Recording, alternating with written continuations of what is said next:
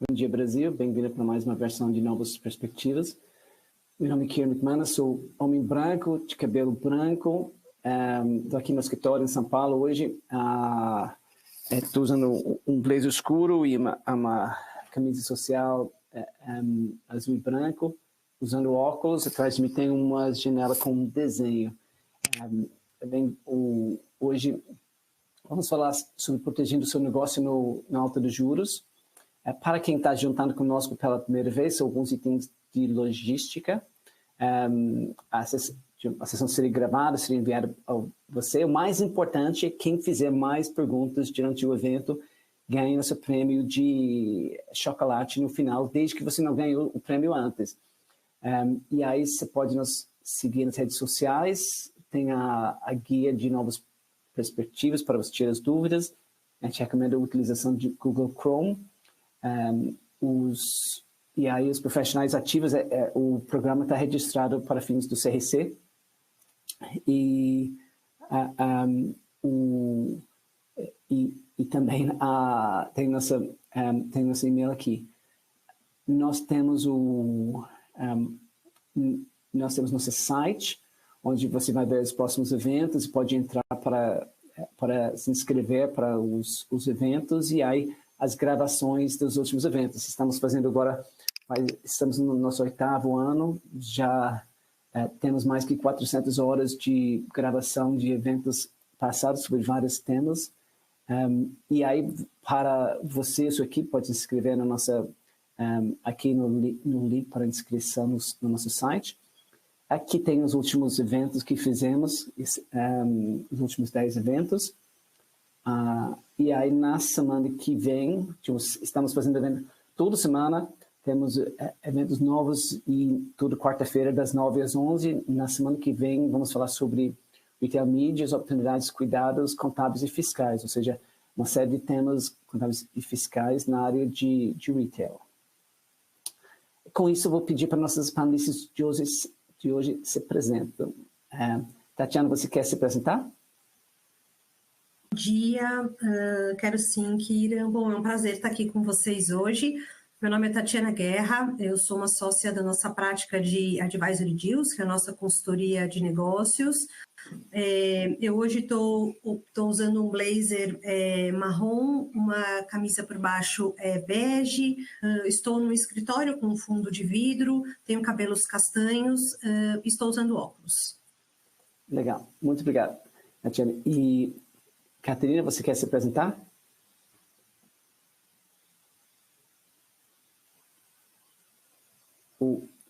Catarina, a gente não está te escutando.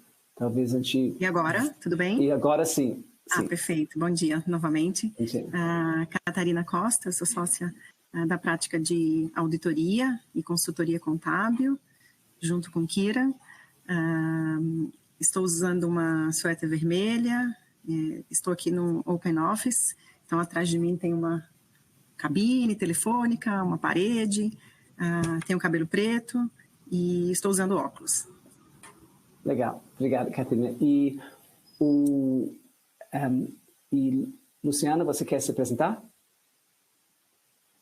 Sim, meu nome é Luciano Castro, eu lidero a prática de transformação e performance na Strategy End, que é parte da PwC. E hoje eu vou abordar aqui o imperativo da transformação, particularmente em ciclos de turbulência. Legal. E aí você pode fazer uma autodescrição? Só para quem tiver ligação de visão? Tenho cabelo preto e estou em um escritório com livros atrás de mim. Legal. Muito obrigado, Luciano. E aí, com isso, são algumas publicações e links para as pessoas que querem mais detalhes sobre nossos eventos de hoje. Tem do Strategy End, tem Operations Resilience, na primeira link. Na segunda, nós temos uma organização resiliente. E aí todo esse material é todo gratuito e aberto, como nosso evento, então pode entrar e baixar conteúdo. Aí no terceiro tem estratégias para resiliência digital. No quarto nós temos o Supply Chain Resilience. No quinto nós temos Safe Shorting para Agile Resilient Footprints. Aí, o 6º, reestruturação e recuperação de negócios. Nós temos o 7º, recuperação de empresas. O 8º, gerenciar os riscos do inteligência artificial generativa. O 9º, os serviços de recuperação de negócios. O 10º, o outlook da indústria do M&A. Algumas matérias técnicas. Nós temos as normas de... Aí tem as normas de auditoria e aí a gente vai... E especificamente tem a norma sobre continuidade operacional, que a gente vai citar daqui a pouco. E aí, finalmente, temos o link para a nova equação, que é a forma que nós trabalhamos, sempre buscando soluções inovadoras. Com isso, vamos para a nossa pesquisa de opinião de aquecimento. A gente agradece se todo mundo pode entrar para voltar. E a primeira pesquisa que nós temos, quais são os indicadores mais importantes de liquidez. E as opções são opção A, fluxo de caixa, B, passivo circulante sobre ativo, comparado com ativo circulante, C, índices financeiros que tem nos covenants financeiros, o D, os atrasos nos pagamentos para fornecedores, o E, saldo de caixa equivalentes, F, o acesso ao crédito e o rating de crédito, o G, preço das ações e H, não sei responder. Então, aqui tem várias formas de indicadores que poderiam indicar um potencial problema de liquidez e aqui, em termos de votação, que nós temos o vencedor nos votos, a opção A, que é o fluxo de caixa, aí seguido por B, passivo circulante comparado com ativo circulante, e a opção E, o saldo de caixa equivalentes. Logo depois vem o C, índices financeiros em covenants, e aí os outros têm menos ainda. Então, obrigado para todo mundo que entrou. Para voltar, vamos para a segunda pesquisa. Quais são as ações internas para melhorar a liquidez que sua empresa tem feito em termos de... Então, ações para melhorar a liquidez. Então, opção A, descontos para clientes que pagam à vista. B, postergar pagamento para credores. C, operações de financiamento de credores, de operação de venda. O D, venda e securitização de recebíveis. O E, novas linhas de crédito. F, garantias de matriz. E G, não sei responder. Aqui nós temos um volume, acho que as pessoas estão votando ainda, mas nós temos votos para quase todos. Agora, os primeiros 5 têm bastante voto, ou seja, desconto para clientes que pagam à vista, postergação de pagamentos para credores, operações de financiamentos de credores, operação de venda ou securitização de recebíveis, novas linhas de crédito, são aqueles que têm maior número de votos. Talvez o que tem pouco menos de voto é venda ou securitização de recebíveis.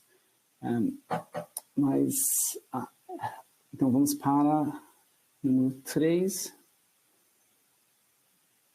Então, pesquisa número 3.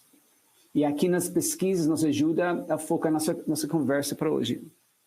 Então, quais são os principais desafios para superar problemas de liquidez? A opção A, falta de experiência. B, falta de claro entendimento da liquidez da empresa. C, burocracia interna e comunicação, ou seja, silos internos. D, falta de rapidez na tomada de decisão. E, falta de informações e controles de liquidez. F, expectativas optimistas. E G, falta de foco na liderança na liquidez. H, não sei responder. Então, o que tem uma votação aqui é D, que é falta de liquidez, rapidez na tomada de decisão, e também tem bastante para falta de informações e controle sobre liquidez, e também B, falta de entendimento claro da liquidez da empresa, situação de liquidez.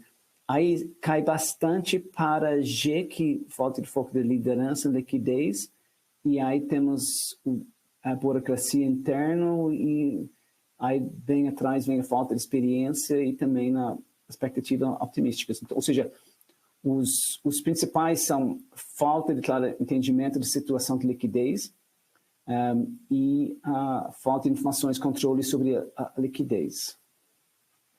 Então, vamos para a próxima, número 4, nossa penúltima. Qual a melhor estratégia para lidar com uma crise de liquidez? Opção A, definir uma estratégia de resiliência antes. B, definir responsabilidade de governança antes. C, antecipar a identificação de riscos de liquidez. D, definir e avaliar opções. E, utilizar profissionais com experiência em tomar decisões. F, alinhar, comunicar o plano de ação. E, pedir ajuda de terceiros na resolução do problema. E H, não se responder. Então, aqui, pelos votos que já chegaram aqui, tem bastante voto para a opção C, antecipar a identificação de riscos de liquidez. Ou seja, destacadamente aqui, a melhor forma de liderar com o problema é antecipar a identificação de riscos de liquidez. E aí vem depois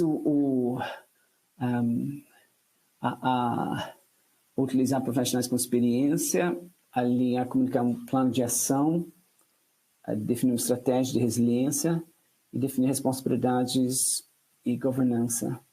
Mas o mais importante aqui, lidar com o problema, é a antecipação do problema conforme a votação aqui. Então, vocês devem estar recebendo o resultado das pesquisas e agora estou encaminhando a última pesquisa.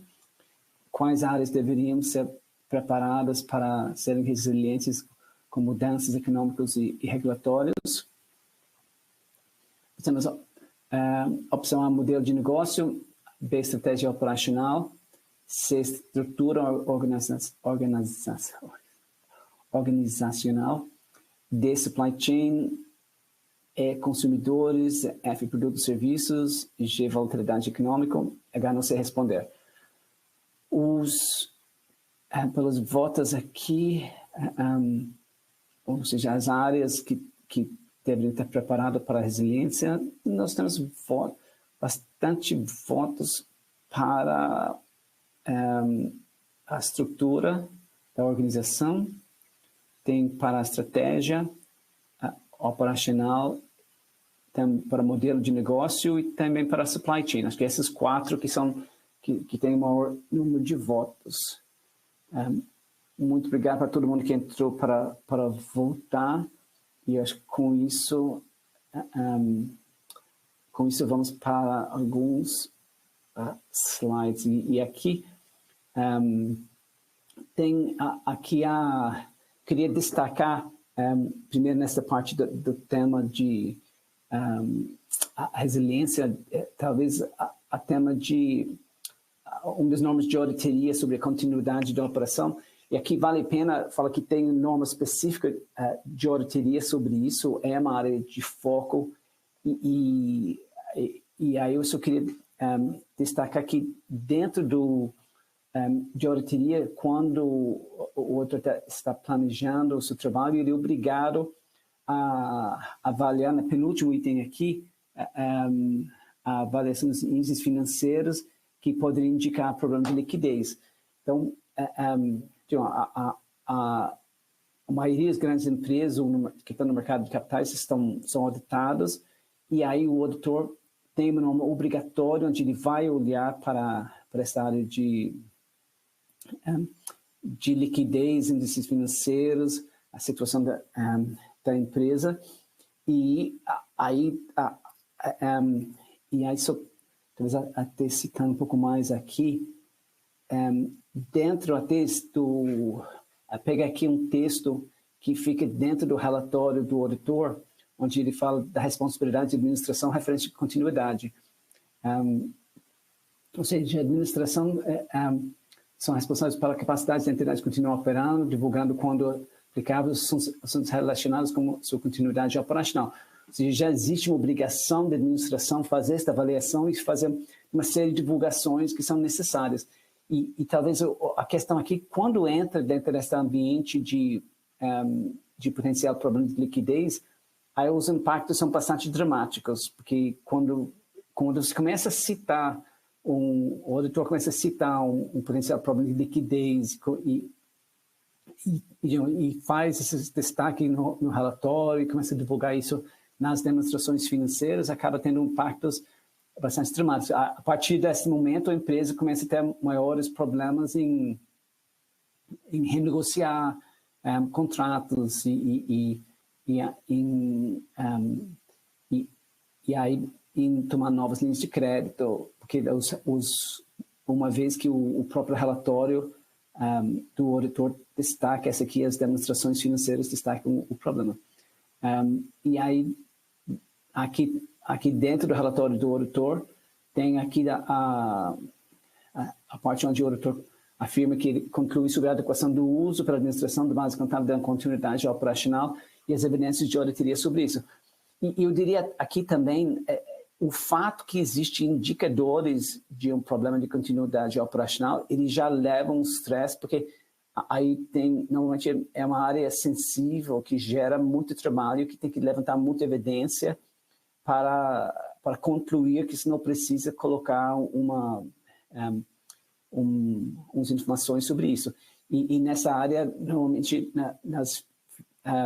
nos auditores, a gente tem nossos especialistas, como Tatiana, do Corporate Finance, que ajudam nessa análise do fluxo de caixa. E às vezes, acaba sendo uma coisa tão simples quanto uma quebra de covenant financeira numa dívida pequena, só que aí muitos outros contratos maiores têm cláusulas de cross-default. Aí acaba dando trigger em uma série de outros contratos maiores e aí acaba sendo um problema muito maior. Então, e acho que como foi citado antes, o melhor seria antecipar o tema. E aqui finalmente, a avaliação do risco de default de auditoria e dentro dessa análise, na hora que começa a existir indícios sobre isso, as empresas de auditoria normalmente têm aí já começa a ampliar os trabalhos de auditoria sobre esta área e começa a pedir um volume muito maior de informações e demora mais em termos de chegar a uma conclusão sobre essa área. E acaba sendo uma discussão bastante trabalhoso e detalhado para quando começa a entrar nessa área. Então, eu queria talvez dar um destaque inicial para... E aí vai ter os especialistas de área de corporate finance envolvidos nessas análises para ver se a empresa tem a capacidade para continuar operando pelo menos para 12 meses depois da data do balanço, que é a referência para fins de auditoria. E aí, eu só queria dar um destaque nesse daqui, e aí acho que eu vou passar para Tatiana. Então, Tatiana, tá com você. Legal, Kiran. Eu queria reforçar aqui o teu comentário, né, da norma, que a avaliação é para os próximos 12 meses, né, depois da emissão da demonstração financeira, né, a partir da data da emissão da demonstração financeira auditada. Então, a gente precisa olhar para os dados históricos, né, os dados históricos, eles vão apresentar esses sinais para a gente, como o Kiran disse, passivos sobre ativo circulante, né, e diversos outros índices que a gente vai explorar um pouco mais aqui nesse webcast, mas também olhar para as projeções para os próximos 12 meses, 18 meses, que são projeções mais de curto prazo, né? E aí a gente está falando de projeções de fluxo de caixa operacional, fluxo de financiamentos, fluxo de investimentos, né?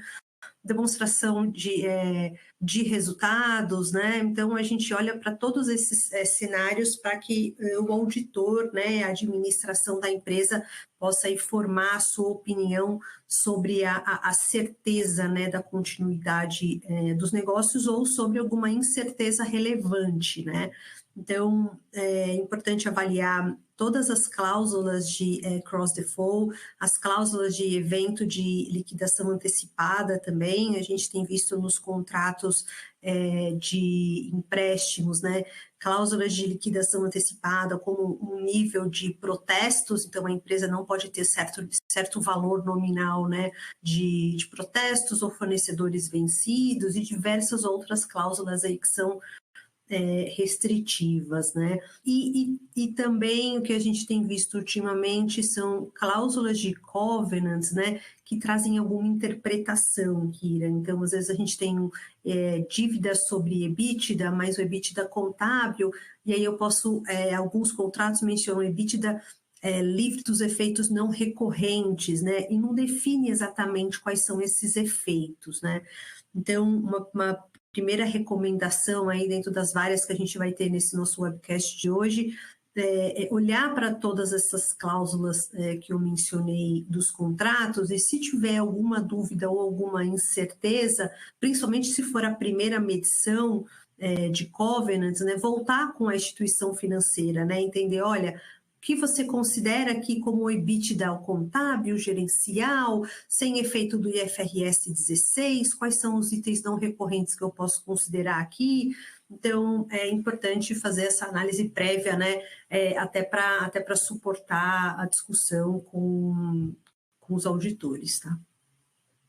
Isso, e talvez só complementando também, sempre que tem mudança de prática contábil, muitas vezes gera problema, porque muitos desses covenants, eles são escritos baseados em normas contábeis. Então, por exemplo, quando se criou o conceito de registrar o passivo dos contratos de arrendamento no balanço, conceitualmente, aquela passiva é um passivo financeiro. Então, aí você começa a entrar numa discussão se aquela passiva entra nos cálculos dos covenants ou não, e muitas vezes muitas vezes tem definições, tem que acabar chamando advogados para fazer interpretações dos contratos. Então, esta área tem que ter muito cuidado, porque a gente já passei muitos dias discutindo cláusulas contratuais e suas implicações para fins dos covenants. É isso mesmo, Kira. E tem que ter relação, na minha opinião, né, no meu entendimento, tem que ter relação com a geração de caixa, né, com o fluxo de caixa livre. Então, a definição, ela tem que ter definição de EBITDA, né, a definição do que é dívida líquida, ela tem que estar bem escrita. Ou eu considero um passivo de arrendamento na dívida e eu desconto esse efeito caixa do EBITDA, ou vice-versa, eu não considero na dívida, mas eu considero o efeito caixa desses pagamentos, né? Então, atentar para todos esses efeitos, que quando a gente está olhando o EBITDA contábil, eles são efeitos non-cash, eles são efeitos que não caixa, né? Então, atentar para a análise do EBITDA, mas linkado com o free cash flow, linkado com o fluxo de caixa livre, né? Então, fica aí já uma das primeiras recomendações aí para o nosso webcast de hoje, Kira. Legal. E eu acho que agora vamos falar com Luciano sobre a resiliência das empresas. Sim, Kira. Obrigado. Bom dia, pessoal. Meu objetivo aqui hoje, então, é abordar a importância da transformação, particularmente nos ciclos de turbulência. Depois de 2 décadas liderando transformações no Brasil e em mais de 30 países, eu vou trazer para vocês algumas práticas comuns que a gente observou em empresas que a gente denomina resilientes. Então, eu vou começar trazendo alguns dados para vocês. Em 1965, a expectativa de permanência de uma empresa na S&P 500, que é o índice que reúne as 500 maiores empresas de capital aberto dos Estados Unidos, era de 65 anos. Hoje, essa expectativa caiu para menos de um terço, é de 15 a 20 anos. Desde 2003, mais da metade das empresas listadas na Fortune 500 desapareceram. A Fortune 500 ela não é um índice, é um ranking que classifica as 500 maiores empresas globais por faturamento, independente dela ser listada ou não. Esse fenômeno também ocorreu na Inglaterra, onde mais de 70% das empresas listadas 40 anos atrás já não existem mais. E só 1% das empresas inglesas listadas há 65 anos ainda seguem vivas. Em geral, isso ocorre porque ou elas foram adquiridas, ou fundidas, ou faliram, ou simplesmente deixaram de existir. A gente, em uma pesquisa da PwC, com CEOs do Brasil e do mundo, 41% dos CEOs brasileiros e 45% dos CEOs do mundo não acreditam que as suas empresas vão sobreviver por mais de 10 anos se elas mantiverem o curso atual.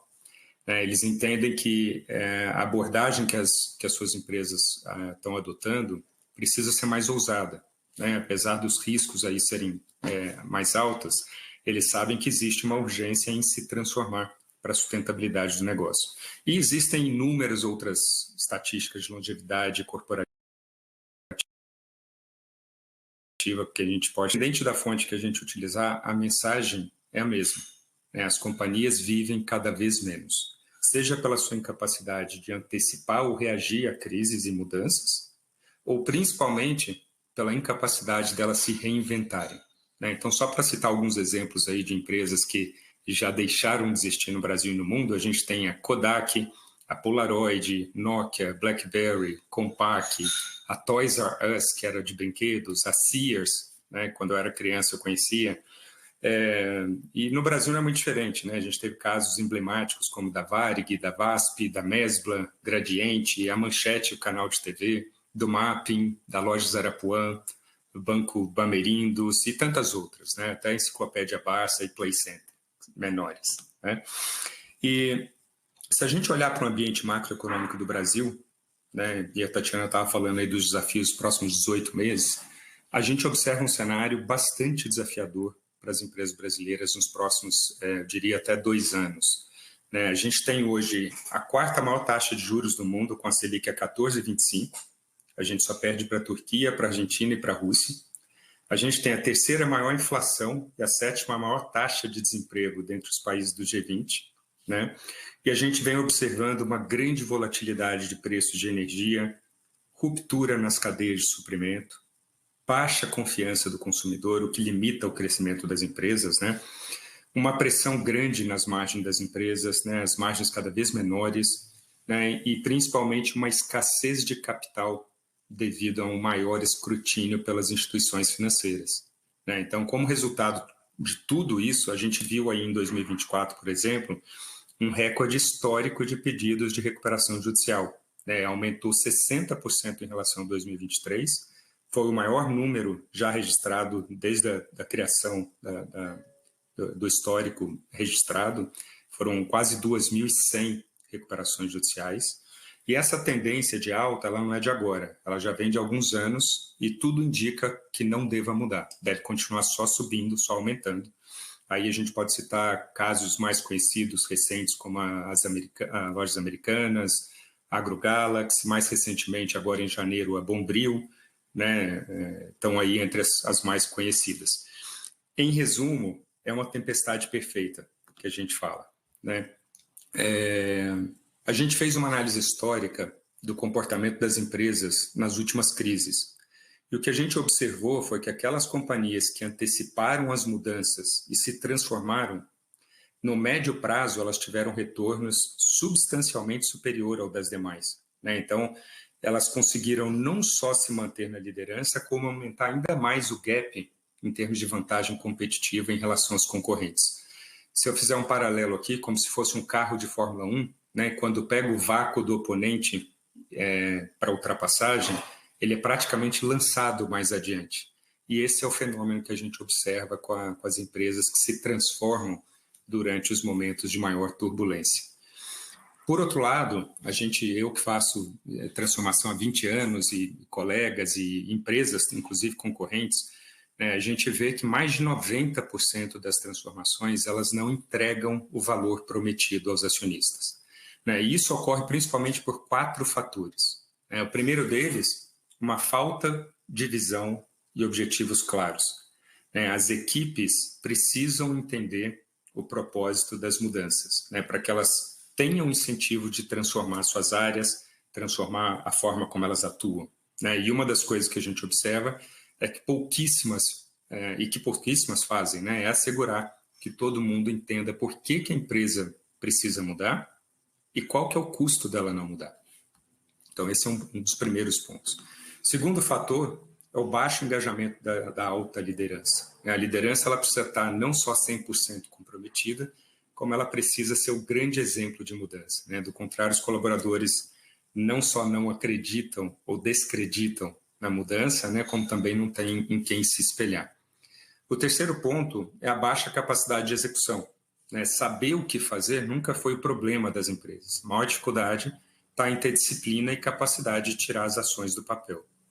E, por fim, os incentivos desalinhados à estratégia da companhia. Então, por exemplo, se o objetivo é rentabilizar uma operação deficitária e o incentivo da força de vendas é 100% baseado em aumento de volume de vendas, o que é bem comum e a gente enxerga bastante no mercado, né? E não tem, por exemplo, receita líquida ou margem bruta nos incentivos, o que acontece? Você tem a liderança remando numa direção e você tem toda a sua força de vendas remando em outra. Então, esse é só um exemplo, né? Eu posso citar aqui inúmeros outros de desalinhamento de incentivo. Então, é importante que os incentivos estejam aliados à estratégia da companhia.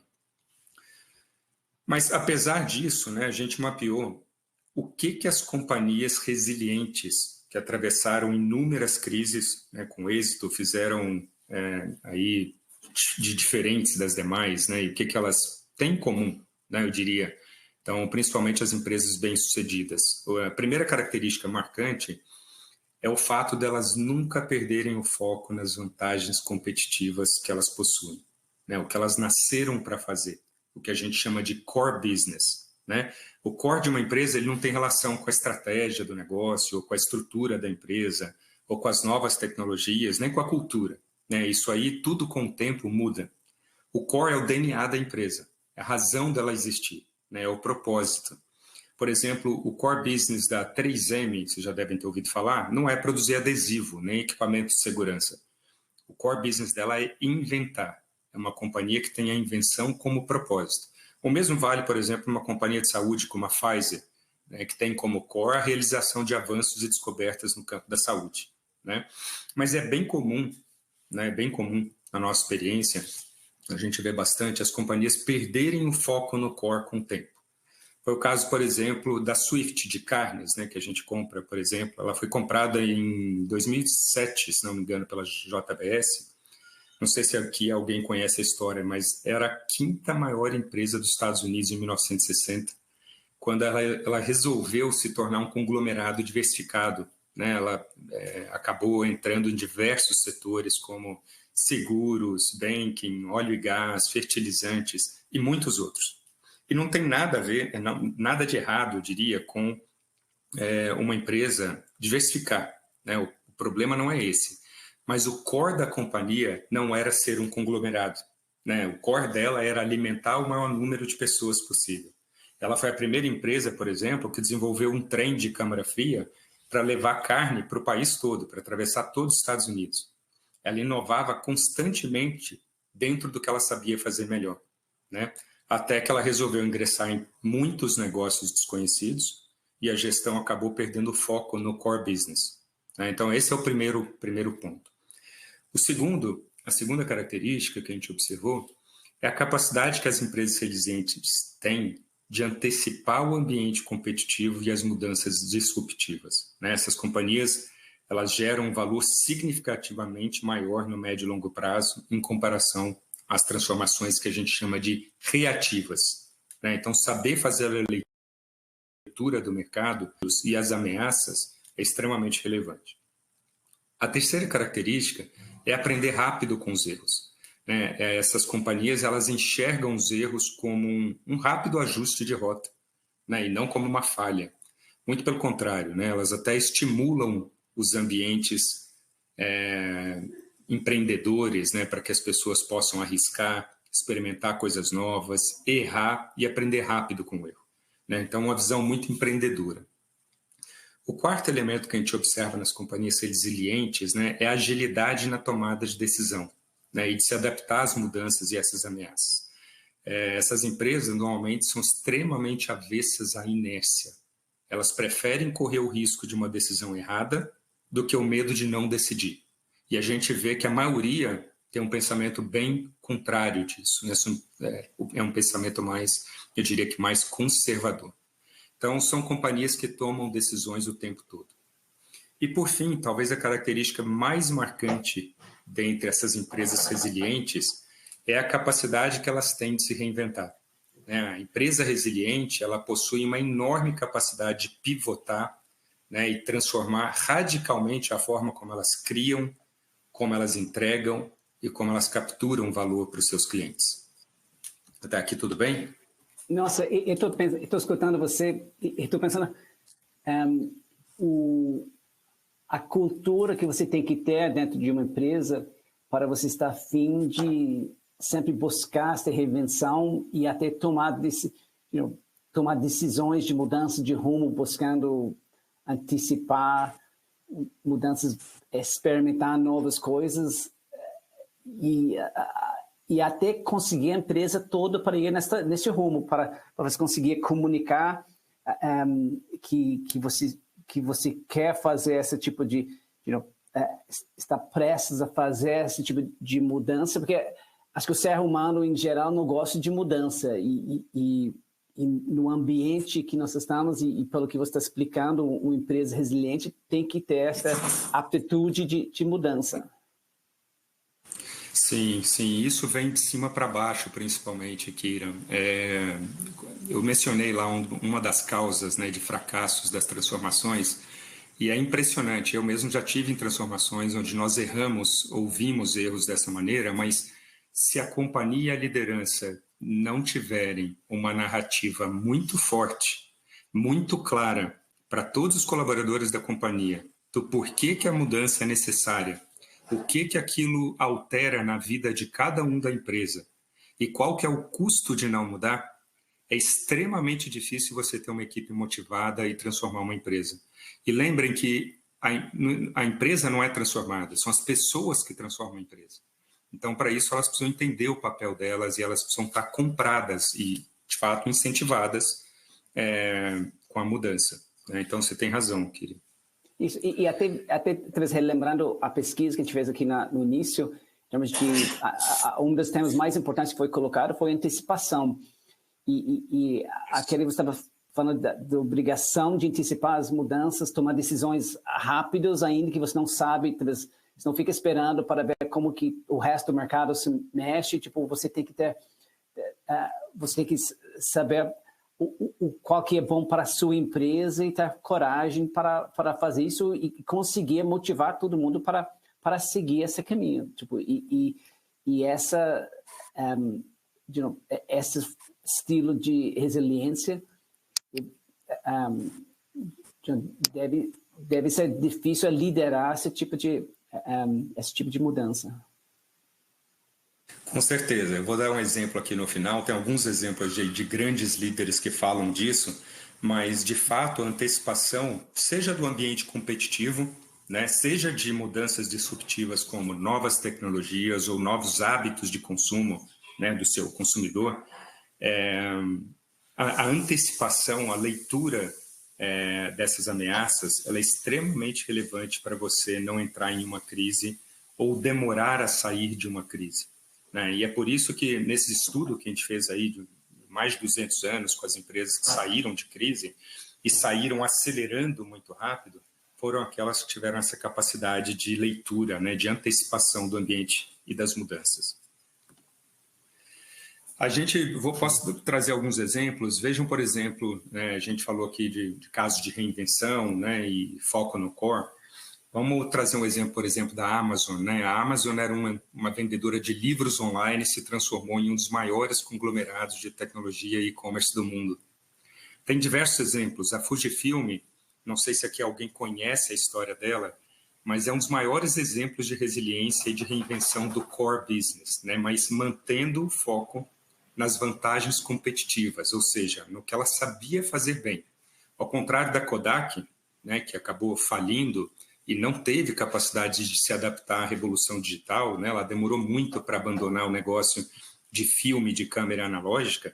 A Fujifilm ela apostou nas adjacências, ela apostou no que ela sabia fazer e virou um dos maiores conglomerados de tecnologia, de saúde e de cosméticos do mundo, né? Na área de saúde, por exemplo, ela descobriu que o conhecimento que ela tinha em tecnologia de imagem tinha aplicação para a indústria de equipamentos de imagem, como ressonância magnética, tomografia, radiografia e muitos outros equipamentos que ela produz hoje, né, que usam a mesma tecnologia. Hoje ela é um dos maiores produtores de equipamentos de imagem para a área de saúde no mundo. Ela concorre com a GE, com a Siemens, com a Philips e outras. Na área de cosméticos, ela descobriu que a gelatina usada nos filmes de antigamente era rico em colágeno, que tinha aplicação no mercado de cosméticos.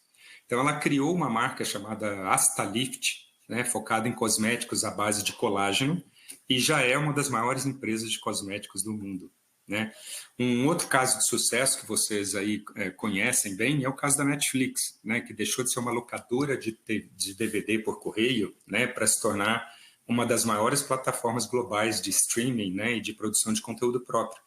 E esse é um caso interessante que mostra como que a rival na época, a Blockbuster, né, não conseguiu enxergar nem reagir às mudanças, né, e mostra até um certo nível de arrogância do CEO na época, que acabou levando, né, uma companhia de, acho que 6 bilhões de dólares, né, de faturamento à falência. Então, ali no início dos anos 2000, a Netflix estava à beira da falência. Ela tinha 100 funcionários, tinha um faturamento bem pouco relevante, era de 5 milhões de dólares. Né? A empresa estava em crise e ela foi oferecida para a Blockbuster, que acabou rejeitando uma oferta de 50 milhões de dólares pela Netflix, sem saber que essa decisão teria sido talvez a diferença entre a vida e a morte da Blockbuster. A Netflix ela entendeu ali que, de fato, o concorrente não adquiriu, né? E ela só sairia dessa crise, de fato, se reinventando. E ela acabou apostando no mercado de streaming com o crescimento da internet, que ainda era bem baixo na época, né? Final da história vocês já conhecem, né? Ano passado a Netflix faturou quase 40 bilhões de dólares, 8 mil vezes o faturamento de quando ela foi oferecida para Blockbuster. Temos aí inúmeros outros exemplos, tá? Como a Nintendo, que era uma empresa de carta de baralho e virou líder global de videogame, a Samsung, que comprava e vendia alimentos, né? Se tornou um dos maiores conglomerados de tecnologia. A Play-Doh, eu não sei aqui quem conhece, né? Mas é um caso de como a reinvenção do negócio, alavancando novamente no conhecimento e vantagem competitiva da empresa, levaram a companhia que estava ali à beira da falência, né, para se tornar uma líder mundial no segmento de brinquedo e entretenimento. Né? Então, não sei se vocês conhecem a história, mas ela fabrica aquelas massinhas de modelar que as crianças usam para brincar, né, que vem num potinho amarelo. Né? Essa massinha era, na verdade, um removedor de resíduo de carvão de parede. Na época, os fogões eles eram à base de carvão. Mas quando o fogão elétrico e o a gás chegaram, a companhia quase faliu, porque não tinha mais carvão para limpar. Aí a cunhada do dono, que era uma professora do pré-primário, deu a ideia de usar o produto como massinha de modelar para as crianças. Então a empresa fez ali alguns ajustes no produto, tirou, por exemplo, os agentes removedores químicos, adicionou cor e cheiro para atrair as crianças, e usaram a mesma fábrica, as mesmas tecnologias, até a mesma embalagem, só que com etiqueta diferente, e criaram a empresa de brinquedo mais duradoura da história. Se vocês olharem a história das empresas de brinquedo, é a que tem maior longevidade até hoje. Então, um exemplo. Kieran, não sei se você quer fazer um comentário. Não, uau. E eu fico imaginando, mas o interessante, tem várias histórias dessas empresas. Talvez o importante é que as empresas perceberam a ameaça que tinham em sua operação, entenderam seu diferencial no mercado e foram criativos e corajosos o suficiente para buscar uma solução. Exatamente isso. E sempre focando no que elas sabem fazer de melhor. Né? Você tem sempre duas opções: ficar na inércia, não tomar decisão, não fazer uma leitura correta das ameaças, né? E não reagir rapidamente, ou de fato utilizar o que você tem de conhecimento e se adaptar a essas ameaças e essas mudanças, né? Tem muitas estatísticas aí que dizem que a maior parte das empresas não vai estar em nenhuma desses índices globais daqui 5, 10 anos. Né? A mudança ela é enorme. Então, assim, a história mostra que a transformação das empresas ela deixou de ser uma questão opcional. Ela é uma questão de sobrevivência. Aquelas que constantemente se transformam e se reinventam sem perder o foco no que elas sabem fazer de melhor são aquelas que superam crises e vivem por muitas décadas. Né? O Jeff Bezos, da Amazon, em 2018, numa convenção da empresa, né, ele disse que ele previa, né, que a Amazon, que hoje é a segunda maior do mundo em faturamento e quinta em market cap, né, ele previa que a companhia um dia ela deve falir ou desaparecer. Mas que o objetivo dele, de todo mundo que estava ali da empresa, deveria ser o de postergar ao máximo esse dia, né, enquanto ele não vem. E essa é a diferença da mentalidade de uma empresa resiliente, onde você tem o CEO que acorda todo dia pensando em como reinventar o negócio para evitar que a companhia perca relevância ou deixe de existir, mesmo sendo uma das maiores empresas e mais bem-sucedidas aí do mundo. Pessoal, obrigado pela atenção de vocês. Qualquer dúvida, estou à disposição. Kirian, não sei se você tem mais algum comentário aqui. Isso, não, tranquilo, Luciano. Acho que tem várias perguntas que entraram aqui. Se você baixa a tela, tem perguntas que entraram aqui embaixo. Aí, se você também olhando as perguntas, se quiser fazer comentário, se quiser ficar conosco e fazer outros comentários, complementos, fique à vontade. Tá bom, Kirian, eu vou procurar aqui e vou respondendo. Obrigado. Ok, obrigado. Obrigado, Luciano. Tatiana, você está conosco? Estou sim. Legal. Então, eu queria te perguntar um pouco sobre o ambiente que a gente se encontra hoje. Por exemplo, todo mundo está falando da alta de juros que tem atualmente, mas qual que é a previsão que tem para os juros para este ano e os anos futuros? Tipo, isso é algo que a gente temporário, a gente tem que se preocupar? O que é a sua expectativa para os juros? Legal, Kirian. Vou fazer o link aqui com a brilhante apresentação aí do Luciano. A gente, para falar de um processo de transformação, né, a gente olha bastante no longo prazo, né, e a minha experiência, a experiência do Luciano, mostra que as empresas, elas esperam chegar nesse período de crise, né, para começar um movimento de reinvenção, né, então o tempo aqui é dinheiro, né, como a gente já disse, antecipar os problemas é fundamental nesse cenário. E quando a gente olha para as projeções de curto prazo, que eram 25 e 26, né, a gente vê as empresas num ambiente econômico e político aí bem instável, né? O que a gente viu ontem pode ser diferente hoje, né? Eu queria explicar para vocês que o Banco Central emite semanalmente o relatório Focus, tá? Então, quem tiver curiosidade aí, é um relatório bem curtinho, de 2 páginas e super interessante, onde eles fazem as pesquisas com 100 instituições financeiras, né, da semana anterior, e eles incluem no relatório Focus a previsão de Selic e PCA, né, para os próximos 5 anos, né? A gente vê lá que a previsão de término da Selic, né, em dezembro 25, é de 15% ao ano. Hoje a gente tem uma taxa básica de juros de 14,25%, né? E com uma previsão já de queda em 2026 de 12%, mas ainda 2 pontos percentuais, né? E não 1 ponto percentual, o que impacta significativamente as empresas que elas estão alavancadas, né? A gente já vê alguns dos bancos, tá? Não só o relatório Focus do Banco Central, eles têm essas publicações semanais, mas também como todos os bancos comerciais, tá? Vale a pena os CFOs, né? Os times de FP&A aqui já devem conhecer esses relatórios, mas também a gente tem Bradesco, Itaú também semanalmente divulgando esses relatórios com essas previsões, né? E já tem alguns desses bancos que não falam mais em 15%, falam em 15,25%, tá? Ao final de 2025, mais um spread bancário, Kiran. O spread bancário é a diferença, né? Quanto o banco vai cobrar das empresas para fornecer uma linha de crédito, né? Para a gente ter uma linha de captação. A gente tem spreads bancários aí que flutuam de 3% a 7%, tá uma média, né, de mercado, dependendo do tipo de produto.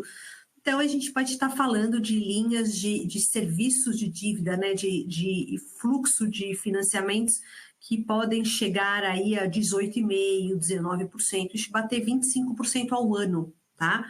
Então, de fato, a empresa precisa ter um planejamento, precisa olhar para o seu fluxo de caixa operacional, entender se ela tem geração de caixa suficiente, margem suficiente para conseguir pagar o fluxo da dívida, né? Inflação também é um tema que está bem latente, né? Então, a meta da inflação para 2025 é de 4,5%, né? A gente tem aí já algumas demonstrações que o IPCA vem vindo maior, né? Ele pode ter um desvio de 1%, mas a expectativa do Focus e dos outros relatórios dos bancos comerciais é que deve chegar a 5,6%, 5,7%, né? Então, de fato, essa é uma preocupação, né, atual de todas as empresas, né? Como o Luciano disse, né? A gente tem diversos estudos que falam que a gente vai seguir tendo níveis recordes, né, de pedidos de recuperação judicial, não só recuperação judicial, mas também extrajudicial. Então, é importante o monitoramento constante, estar atentos aí a esses sinais, tá? Que devem de fato e começam a impactar a liquidez das empresas. Legal. E aí você está descrevendo esse cenário dos juros e, além disso, tem por exemplo, a discussão das tarifas, que impacto que está tendo globalmente. Acho que o FMI estava até revisando o crescimento da economia global nos últimos dias. Mas quais impactos que esses temas têm nas empresas? Kiran, a gente viu o FMI ontem, né, reduzindo em um ponto, né, o crescimento da economia mundial, e do Brasil também já uma previsão de uma retração, né? Então, a gente tem o custo de capital para essas empresas alto, né? Faz com que o aumento dos custos de financiamentos, né, exijam cada vez mais fluxo de caixa operacional. Então, eu preciso ter fluxo de caixa operacional que é proveniente das minhas vendas, né, dos meus custos e das minhas despesas, é o quanto eu gero de caixa com as minhas atividades. E a gente tem um impacto aí do consumo e da demanda também, Kira. Então, a gente não pode deixar de mencionar que quanto mais inflação, os consumidores tendem a, de fato, consumir menos, né? Então, eles estão menos dispostos a fazer novos créditos, né? Então, a gente tem as empresas também sofrendo com a geração de caixa operacional, né? Então, todos esses cenários, Kiran, eles trazem alguns alertas, né? Eles trazem esses sinais que as empresas devem estar preparadas aí para enfrentar aí nos próximos meses.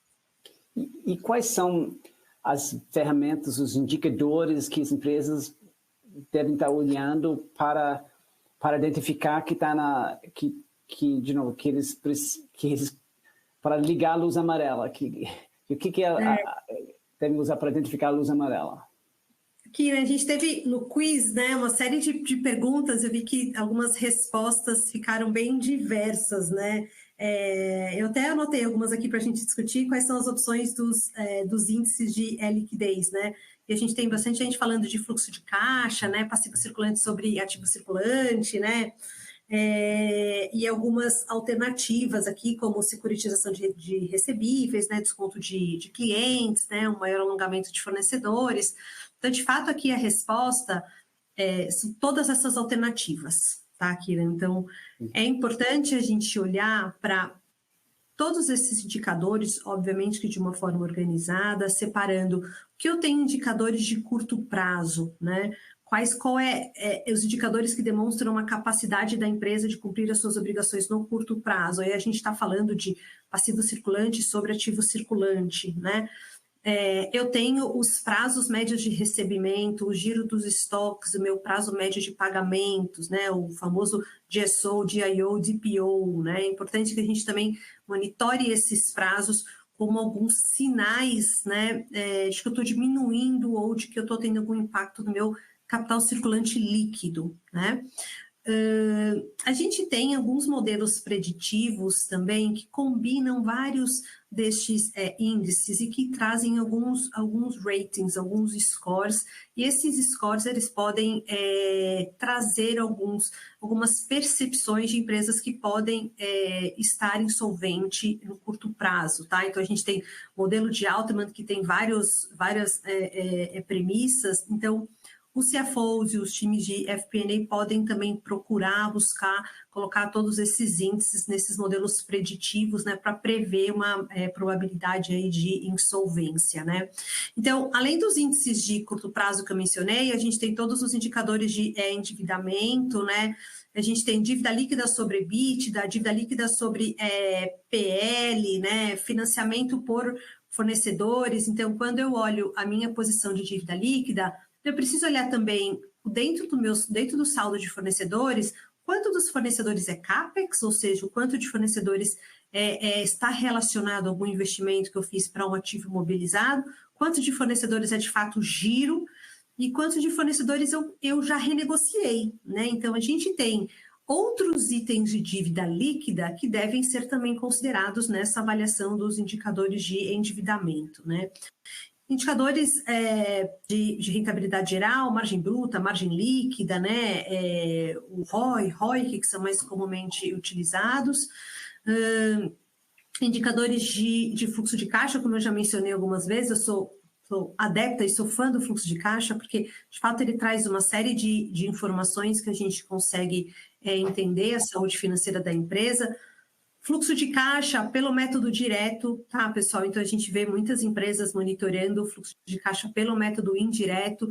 Eu gosto sempre de recomendar o monitoramento pelos dois métodos. Pelo método direto, a gente consegue ver exatamente quanto que eu tenho de entradas e saídas, né? Enquanto que pelo indireto a gente tem mais variações, o que dificulta um pouco a visualização de quanto eu estou, de fato, despendendo com fornecedores, com saídas e também estou recebendo de entradas, tá? O EBITDA to Free Cash Flow, né? O EBITDA sobre o fluxo de caixa livre, como eu já mencionei também, é uma métrica importante, né, para a gente mencionar o quanto eu estou gerando de caixa operacional e quanto eu tenho de fluxo de caixa livre, né, para que eu possa planejar novos investimentos, para que eu possa distribuir aos sócios. Então, é importante não olhar só um indicador isoladamente, tá? Eu já vi aqui algumas perguntas, fala como eu demonstro que o lucro líquido, né, de fato, não está relacionado à minha geração de caixa, né? O lucro líquido positivo, ele, obviamente, é um sinal que demonstra, né, uma saúde financeira positiva, mas ele tem que estar relacionado ao meu fluxo de caixa, né? O quanto eu estou alavancado, quanto dentro do meu lucro líquido eu tenho efeitos não cash, né? Eu tenho venda de algum ativo imobilizado, eu tenho talvez uma equivalência patrimonial, algum efeito não cash que esteja fazendo com que o meu lucro líquido fique positivo, né?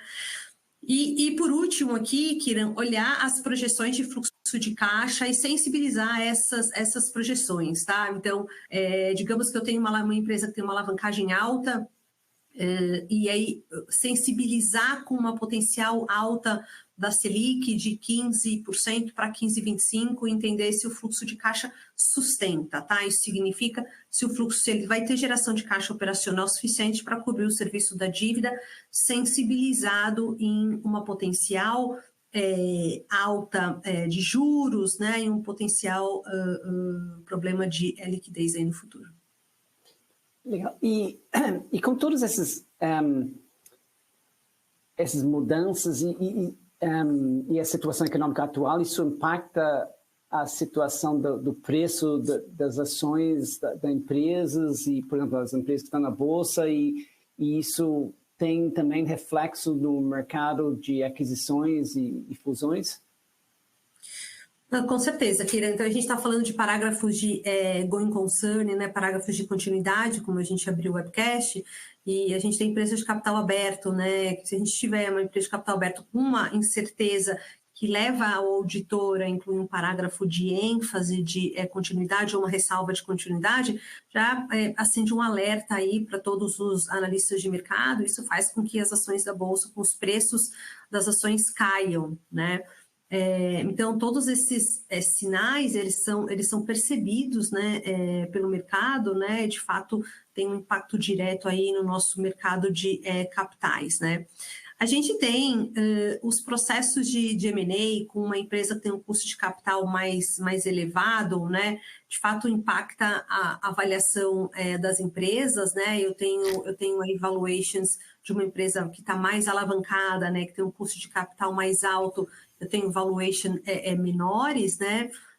Então, de fato, empresas que têm uma liquidez mais estável, que têm um capital circulante líquido, né? Como eu disse, os prazos de contas receber, estoque, contas a pagar em níveis mais estáveis e sustentáveis, eu tenho valuations maiores, né? O que a gente tem visto no mercado de M&A ultimamente é um pouco mais de cautela, tá, Kira, frente a todas essas incertezas aí que a gente tem visto. A gente acompanha o nível, a quantidade de M&As, a gente vê uma quantidade maior em 25 do que em 24, nos 3 primeiros meses de 25. Então, demonstra uma maior cautela, demonstra os investidores olhando para empresas que têm mais controles, que têm uma melhor administração e uma governança financeira mais sofisticada, mas, de fato, um pouco mais de cautela dos credores também, dos potenciais investidores. Legal. E aqui, falando um pouco desse mercado de fusões e aquisições, o M&A, o que você tem visto que isso tem das movimentações no mercado M&A nesse ambiente atual? E aí, finalmente, se você tem alguma dica para as empresas também, né, vinculada com isso. Kira, a gente vê no mercado de M&A ultimamente, como eu disse, um aumento nesse primeiro trimestre de 25 da quantidade de M&As, muito focados em M&As estratégicos, tá? Então, M&As que estão relacionados a tecnologia, inovação, são serviços que eu posso integrar a uma operação que já apresenta um crescimento orgânico, tá? E a gente tem visto também, fruto desses movimentos de transformação que o Luciano mencionou, alguns carve-outs, tá? O que significa isso? Desinvestimentos de atividades não core, né? Então, a gente vê diversos grupos, tá? Grupos de saúde, grupos de consumo, grandes bancos também fazendo alguns movimentos de desinvestir ou de investir algumas atividades que não são core, tá? Então, é um ponto que a gente tem visto bastante aí no mercado, e a dica que eu faço é monitoramento constante, tá, Kiran? Assim, não dá para a gente olhar para um índice só isoladamente, a gente precisa olhar todos esses elementos de forma conjunta, de forma integrada, estar atentos para esses sinais, como eu disse na abertura desse nosso bate-papo aqui, olhar para os contratos de dívida, para as cláusulas de evento de liquidação antecipada, olhar para fornecedores vencidos, quantidade de protestos, né? De fato, estar aí monitorando, né, todos esses eventos e a gente ter uma integração maior entre as equipes de tesouraria com as equipes de controladoria, tá? Para suportar a tomada de decisões. Não adianta o time de tesouraria trabalhar de um lado, o time de controladoria de outro, o FP&A de outro, olhando para índices isolados, mas a gente ter uma integração de todos esses índices aí em conjunto. Legal. E talvez, pensando nas empresas que estão com riscos, com potenciais dificuldades de liquidez, está aumentando o número das empresas que têm esses desafios de fluxo de caixa e isso pode gerar um aumento de entrada de número de empresas dentro da recuperação judicial, por exemplo? Sim, que a gente viu, né? A gente teve em 24 um recorde histórico aí, como o Luciano falou, de 60% de pedidos adicionais, né, de recuperação judicial. A gente segue vendo diversas empresas, né, pedindo recuperação judicial no começo de 25. Isso não está só restrito a empresas de grande porte, mas também empresas de médio porte. A gente vê também no mercado, Kiran, o uso da recuperação extrajudicial, tá? Que também está previsto na lei de recuperações e falências. A gente tinha menos casos de recuperação extrajudicial em 22, 23, em 24 e 25 a gente vê mais casos. É de fato um processo judicial, é um processo judicializado de uma recuperação, mas ele é mais simples do que um processo de recuperação judicial, onde eu posso trazer os credores para a mesa aqui, propor um plano e depois apresentar esse plano para o juiz, tá? Então, a gente vê diversas empresas buscando renegociação financeira, né? A gente vê os bancos um pouco mais cautelosos, né? As equipes de crédito dos bancos um pouco mais cautelosos na avaliação desses pedidos de alongamento, reperfilamento de dívida. A gente não tem visto uma redução de spread bancário, tá? Nessas renegociações. O que a gente vê é um pedido de uma cobertura maior de garantias. Então, se eu tinha um imóvel que cobria 100% do meu principal, do meu contrato, eu peço uma garantia adicional para eu ter uma cobertura maior de garantia. Se eu estou pedindo um reperfilamento para o banco, automaticamente acende uma luz amarela, né? E eu já tenho aí algumas deteriorações no meu score de crédito, tá?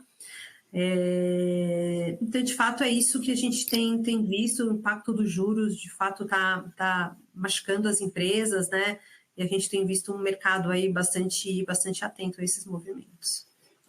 Agora, o impacto de recuperação judicial numa empresa ou o acordo extrajudicial é muito dramático em termos da capacidade que a empresa tem para operar e gerar seu negócio. Mas, então, e quais são os sinais de um potencial recuperação judicial da empresa e quais são as ferramentas que a empresa deveria estar usando para acompanhar a liquidez para começar a identificar que essa luz amarela, tipo, a gente fez a pesquisa inicial, mas na sua experiência, o que são esses indicadores? Kiran, quando eu começo a gerar fluxo de caixa operacional negativo, tá? Consistentemente, então, o fluxo de caixa ele se torna mais deteriorado, mais escasso, né? Ele começa a ficar menos positivo. Então, a gente olha o fluxo de caixa como um indicador. Eu olho também o fluxo de caixa livre, né? Que é de fato o quanto eu gerei de caixa operacional, menos o meu serviço da dívida, menos os meus investimentos, né? CAPEX e o pagamento de dividendos, né? Se eu tive pagamentos de dividendos nesse período, então fluxo de caixa operacional é negativo, eu começo a ter que renegociar fornecedores porque eu não tenho capital de giro para conseguir manter a minha operação, ou seja, passivo circulante maior do que o ativo circulante, começo a renegociar fornecedores, começo a ter que buscar novas fontes de captações, né? Não só pode ser fontes de captação com bancos, com fundos, descontar recebíveis, ou eu preciso de mais capitais de terceiros entrando na minha operação. Quebra de covenants também é importante monitorar os covenants nesse período. Quando eu começo a ter esses sinais, Kiran, quando eu olho para a minha estrutura de garantias e eu não tenho mais garantias disponíveis para fazer nenhuma nova captação, né? Eu já descontei uma grande parte dos meus recebíveis, eu não tenho mais nenhuma garantia livre para eu conseguir uma nova captação, eu vou nos bancos comerciais, né? Eu não tenho novas linhas de crédito que estão disponíveis, eu posso ter algum processo judicial, algum auto de infração que tenha sido julgado, né, procedente, eu preciso fazer algum pagamento, de fato não tenho fluxo de caixa. Então, são esses elementos que acabam sinalizando luzes amarelas e luzes vermelhas, né? E a empresa se vê numa situação de não conseguir renegociar mais com os credores, com os bancos e com os fornecedores, e se vê necessária aí o uso da proteção da lei de recuperação judicial, Kira. E quando a empresa percebe que está com um problema de liquidez, que tem esse risco de ser impactado por terceiros, por credores, e quais são as soluções e as implicações que você tem visto? Kira, acho que assim, eles têm buscado um pouco desses produtos que eu mencionei, tá? Como securitização de recebíveis, né? O próprio compro, né? Que a gente tinha com desconto de recebíveis, eu tenho um alongamento maior com fornecedores, eu começo a ter alguma dificuldade de captação de linhas de crédito. Então, se a empresa sentir alguns desses sinais, de fato chamar os fornecedores, os principais credores para a mesa, tá? Para conseguir alongar os passivos, clientes, né? Olhar para a base de clientes, entender o que a gente consegue antecipar desses recebíveis, ou o que a gente consegue diminuir o prazo de recebimento. Então, de novo, trabalhar no capital circulante líquido, né? Nos prazos que eu tenho de contas a receber, contas a pagar, e trazer algumas soluções mais imediatas, tá, Kiran? Então, essas são as soluções que a gente costuma ver. Legal. E talvez uma dessas soluções, tipo essa questão da rolagem da dívida, esta opção fica uma opção mais cara agora com a alta dos juros? Fica, né, Kiran? Porque a gente tem uma taxa de juros básica hoje de 14,25, com um spread de 4, 5, que é o spread médio que o banco comercial costuma cobrar. Então, a gente tem dívidas mais caras, né? Um desconto de duplicata, uma securitização de recebível, mais cara ainda. O banco vai medir, o credor vai medir o risco daquele papel, o risco daquela operação. Então, de fato, quando eu tenho uma empresa que já tem esses sinais de liquidez aí com luzes amarelas, o banco, de fato, pede uma cobertura maior de garantia e coloca um prêmio, né, no spread bancário, para que, de fato, ele tenha o risco total aí minimizado e ele consiga conceder o crédito, tá? E quando a empresa começa a perceber que tem esse fluxo de caixa operacional negativo, como que ela decide onde deveria mexer no seu fluxo de caixa? É importante, primeiro, com esse monitoramento constante, Kiran, essas luzes acesas, elas vão começar a aparecer, né? Então, digamos que eu tenho um prazo, quando eu me comparo com players de mercado, por exemplo, eu vejo que o meu prazo de recebimento ele é mais longo do que do meu concorrente. Então, volta para dentro de casa, faz um trabalho com o time comercial e avalia como é que a gente consegue reduzir esses prazos de recebimento. Mesma forma com o time de supply. Como é que eu me comparo com relação aos meus concorrentes, aos meus players, como é que eu consigo alongar um pouco mais esse prazo, de forma que eu consiga equilibrar o meu capital de giro, tá? Então, olhar para todas essas alavancas de valor, né, o que eu consigo rapidamente reagir, transformar, para fazer com que eu tenha ganhos de margem, ganhos de eficiência operacional, né? Então, fazer movimentos de carve-out, como eu mencionei, né, em M&As, a gente tem visto bastante, desde o final do ano passado, uma forma das empresas alavancarem as suas margens operacionais com operações que já não fazem mais sentido, já não fazem parte mais do seu core. Entendi. E finalmente, considerando que nós estamos num ambiente muito desafiador, onde as opções de liquidez são caros, quais são as áreas de foco que você acha que a governança deveria focar referente à liquidez?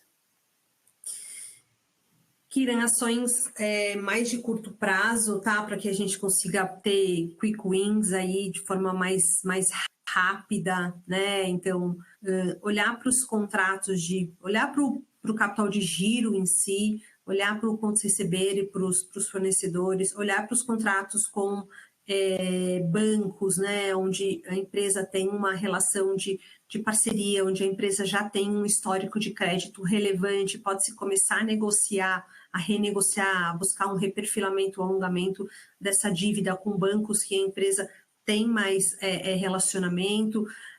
Olhar detalhadamente, Kiran, para a sua estrutura de custos, para a sua estrutura de SG&A. Pega o balancete, pessoal, pega o balancete, vai lá em despesas administrativas, despesas gerais, dá uma olhada a picos e vales, né, dos balancetes mensais, tenta entender o que foi de pagamentos não recorrentes que poderia ter sido evitado ou pode ter sido cortado, pode ser cortado no futuro. Então, acompanhar de fato, né, todas as projeções, né, que eu mencionei lá no início, com de fato o que está sendo realizado, tá?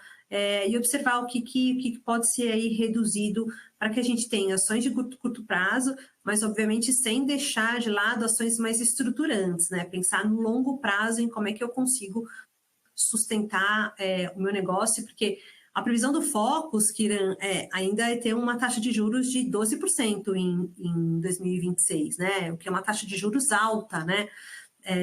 Então, olhar para o curto prazo, mas também para o longo prazo e pensando, como o Luciano falou, em todas essas oportunidades e ações para garantir a sustentabilidade dos negócios.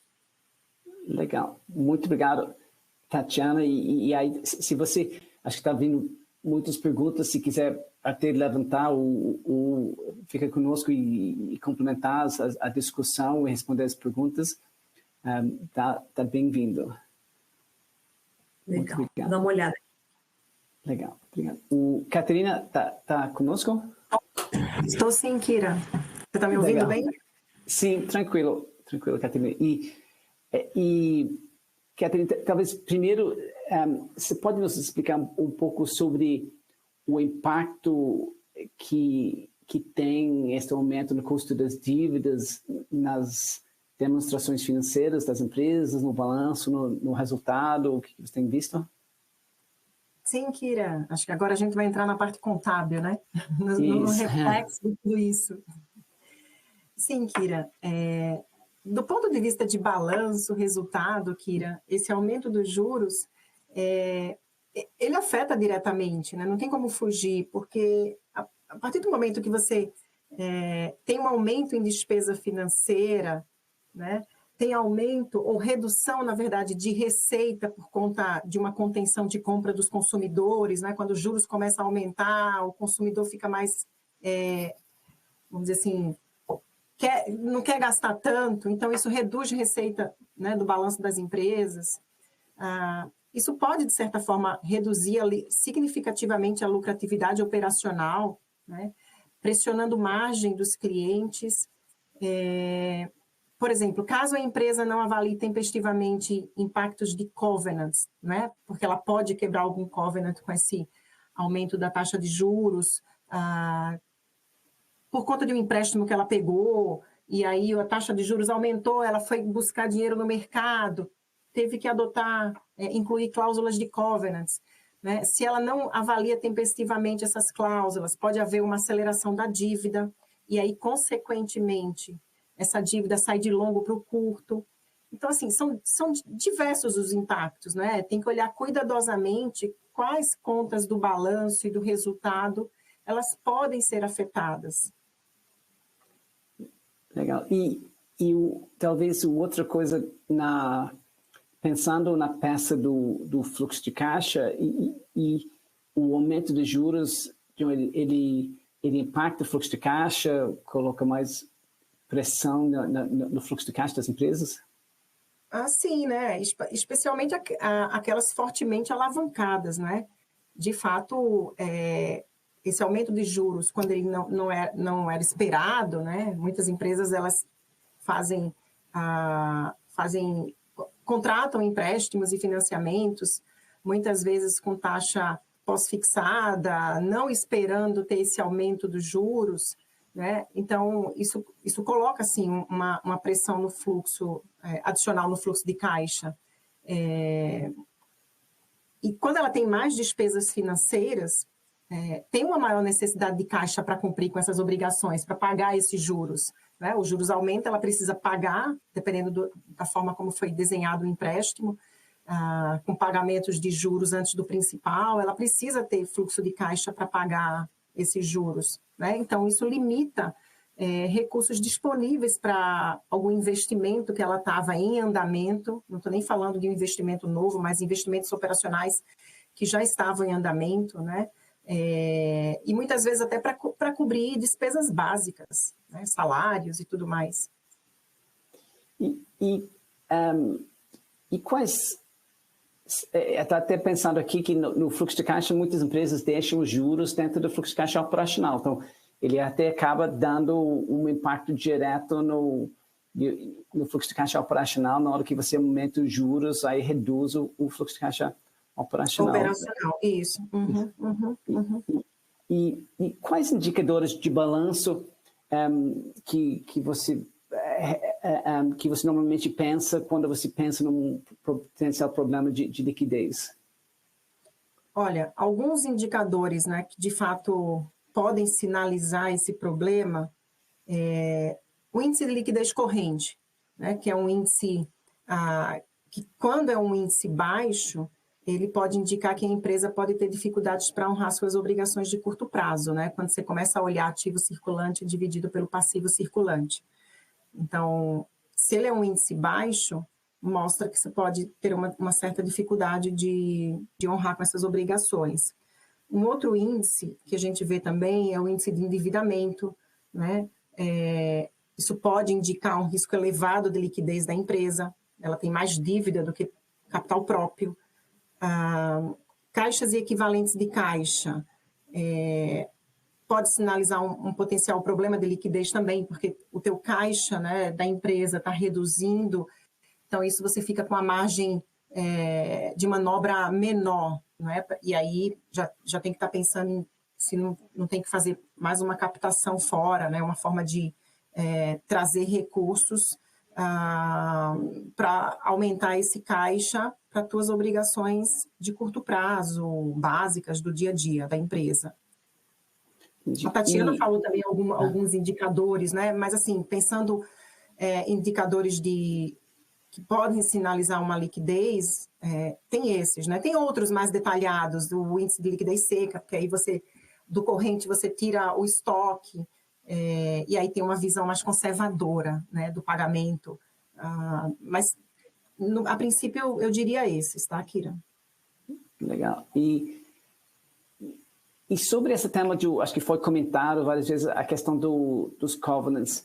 De novo, considerando que estamos numa situação onde ele coloca, com essa alta de juros, problemas de liquidez, coloca mais pressão nos covenants, ou seja, os covenants financeiros, onde a empresa tem um contrato de empréstimo, tem que atender certos índices financeiros.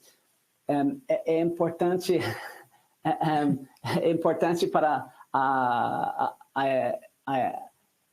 para discutir e renegociar esses covenants antes da data do balanço, que normalmente eles têm, sei lá, eles são medidas, sei lá, cada trimestre, e é importante para renegociar esses covenants antes da data base da mensuração do covenant.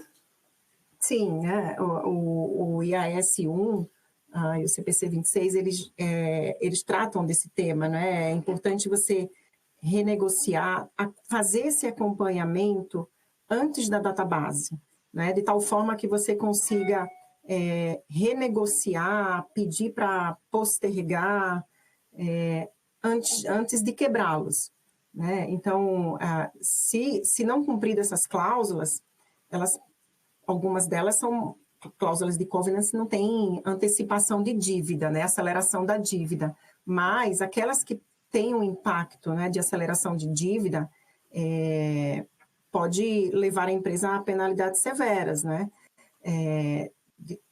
Desta forma, antecipando e você sendo obrigado a pagar. pode trazer também execução de garantias, né? Muitas vezes você não reclassifica, ela não acelera a dívida, mas ela pode fazer com que execute algumas garantias. Então, renegociar proativamente, né? E para isso você precisa ter um acompanhamento, né? Não adianta você, uma vez por ano, na database das demonstrações financeiras, que é a database, por exemplo, que você tem que fazer a avaliação das cláusulas de covenants, você fazer isso. Então, você tem que proativamente mensurar isso e estimar com base, né, nas expectativas futuras o que você espera lá na frente na database. De tal forma que você consiga renegociar junto com os bancos ou com os credores e ter o waiver antes da database, né? Não adianta ter o waiver após a database das demonstrações, mesmo que antes da publicação do balanço, né? Então, o waiver dessa forma, obtido após a database, ele vai te obrigar a reclassificar a dívida do longo para o curto, se porventura o covenant exigir uma aceleração da dívida, tá?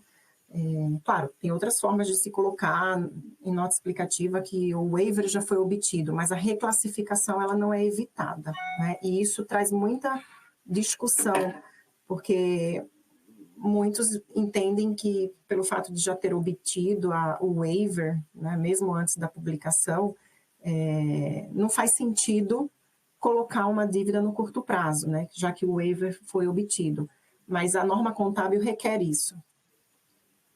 Isso, só estou lembrando algumas, aliás, várias situações aqui onde aí vem todo, uma discussão,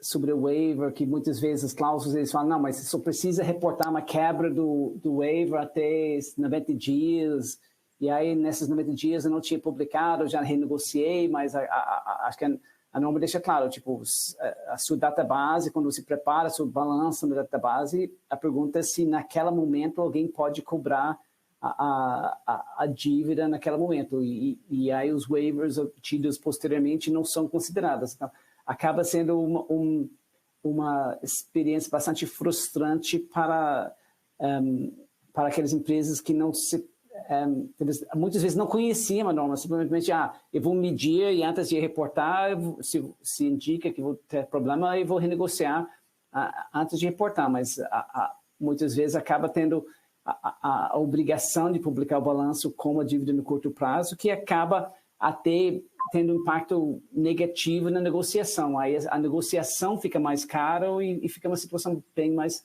frustrante para as empresas. Isso que você comentou é bem comum, Kira, porque a gente sabe que a gente não consegue fechar o balanço e ter os números finais, né, dentro do próprio, os números exatos, dentro do dia 31 e resolver tudo. Então, normalmente os contratos, eles dão um prazo, né, 90 dias a partir da database, que isso aí cai 30, 31 de março, você tem que reportar, mas é reportar um dado de dezembro, né, que seria a database para o cálculo do covenant. Então, mesmo que tenha esse prazo para reportar, não é essa data que você começa a contar, né, o default da empresa. Então, isso é muito comum acontecer, porque você não fecha tudo no mesmo dia e não tem tempo hábil para obter o waiver dentro do prazo de 31 de dezembro, que é a database das demonstrações, por exemplo. Então, você, de fato, precisa se antecipar a este cálculo, né? Fazer a melhor estimativa e ir monitorando de tal forma que, se tiver uma dúvida, é melhor pedir o waiver, né? Mesmo que você não precise, o ideal é pedir o waiver com antecedência, né? Para que não haja essa reclassificação. Legal. E outra coisa, já que a gente está numa situação onde tem muitas dívidas sendo renegociadas e a renegociação de dívidas pode gerar ganho e perda no resultado? Olha, esse aí é um tema bem interessante, né? De bastante discussão contábil, que você tem que ir no detalhe do detalhe da regra, né? Então, a renegociação de dívidas, de fato, ela pode gerar ganhos e perdas no resultado, né? Por exemplo, se eu faço uma renegociação que eu reduzo a taxa de juros, né, ou o montante principal, pode sim haver um ganho financeiro. Por outro lado, né, se eu tenho custos adicionais ou tenho um pagamento antecipado, ele pode gerar perdas.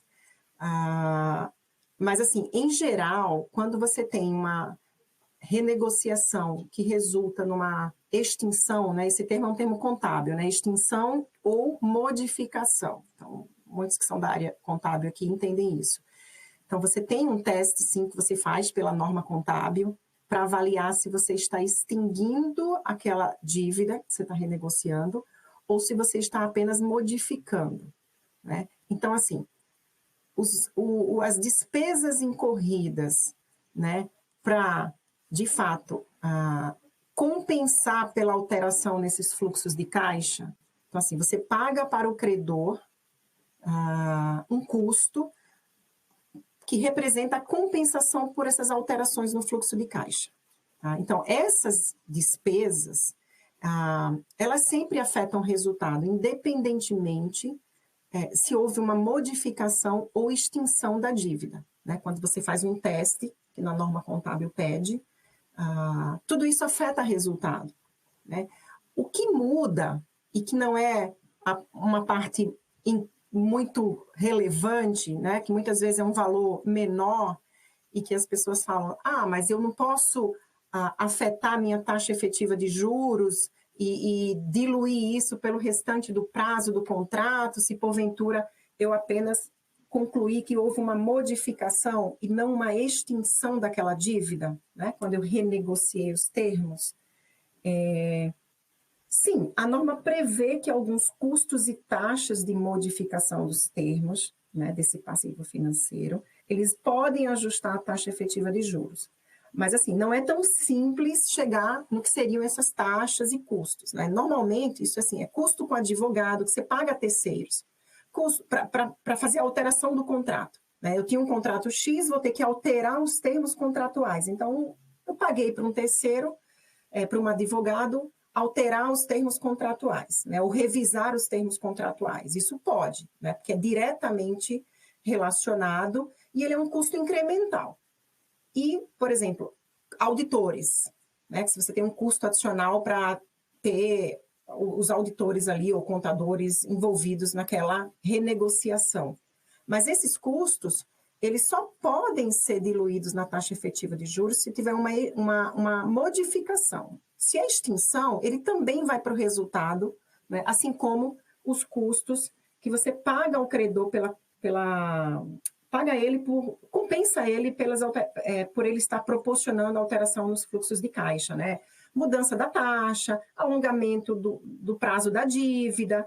Então, esses custos para compensar o credor, eles são sempre resultado, né? E de fato, é o maior custo que tem, né? Você paga um FII alto para que você consiga postergar, né? Ainda mais num período onde a taxa de juros está alta, os bancos não vão economizar, né? O credor não vai economizar nessa hora, você precisa fazer essa renegociação. Então, esses custos aí, eles são os maiores e são os de fato que impactam o resultado, tá, Kira? Legal. E outra coisa que a gente viu como sendo uma das opções é operações de utilizando os recebíveis para antecipar a liquidação de recebíveis via venda, securitização, FDIC, desconto. E quais são os impactos disso? O que você tem visto nessa área?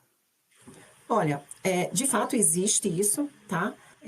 Agora, assim como pegar uma dívida, né, renegociá-la, é importante, né, você também considerar na hora de fazer venda de recebíveis, né, o custo dessa transação, né?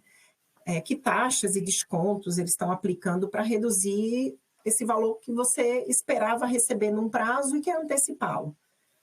Avaliar os impactos na liquidez, né, da empresa, né, nos índices de liquidez. Por exemplo, risco de crédito daquele título que você está transferindo, né, vendendo, de fato, você quer transferir o risco de inadimplência, né? Se você transfere, o desconto é maior, com certeza, né? Se você não transfere, você pode conseguir uma taxa, um desconto menor, mas também tem um impacto contábil a depender do que você deseja, né? Se você quer baixar ou não aquele ativo financeiro. Então, assim como dívida, né? Quando você olha para o ativo e quer fazer essas vendas de recebíveis, você tem que tomar cuidado com os termos e condições, né, dessa transação. Ela pode ser bastante onerosa, né, no primeiro momento. Então, tem que se avaliar outras formas, se necessário for, de como trazer esse recurso para dentro da empresa. Isso, talvez uma outra coisa que eu estava pensando aqui também é cuidado quando você entra nesses contratos de descontar recebíveis e usa FDIC, muitas vezes na realidade, acaba tendo que manter o recebível no balanço e registrar um passivo.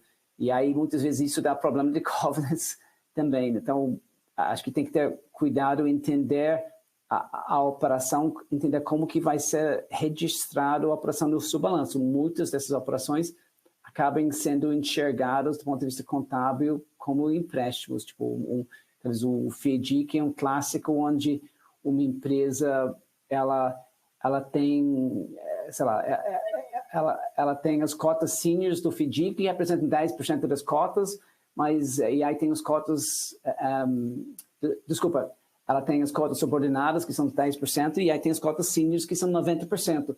Isso que na hora que você olha do ponto de vista prática, as cotas seniors é dívida e na realidade a empresa tem todos os títulos que tem o risco. E aí você acaba tendo que consolidar FDIC e trazer todas essas cotas seniors que representam uma dívida para balanço. Então, talvez cuidado na estruturação dessas operações, porque muitas vezes acaba gerando passivo. E aí você termina tendo que fazer uma análise, né?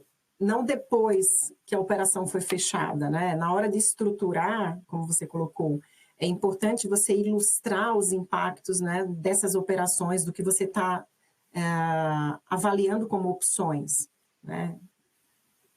Legal. E Catarina, quais são as considerações contábeis para operações de risco sacado com fornecedores? Assim, é igual a venda de recebíveis, né, Kira? Ok, você antecipa, né? O fornecedor antecipa o recebimento, mas você tem que, de fato, avaliar onde reconhecer o passivo correspondente desse valor devido ao fornecedor, né? Então, assim, de fato, eu antecipo, eu faço a operação de risco sacado, mas eu continuo devendo ao fornecedor ou eu, de fato, agora estou devendo a um banco, né? Porque o banco foi lá e pagou antecipadamente meu fornecedor. Então, você precisa primeiro entender se você hoje tem um contas a pagar ou um financiamento, né? Para avaliar a geografia de como registrar esse passivo.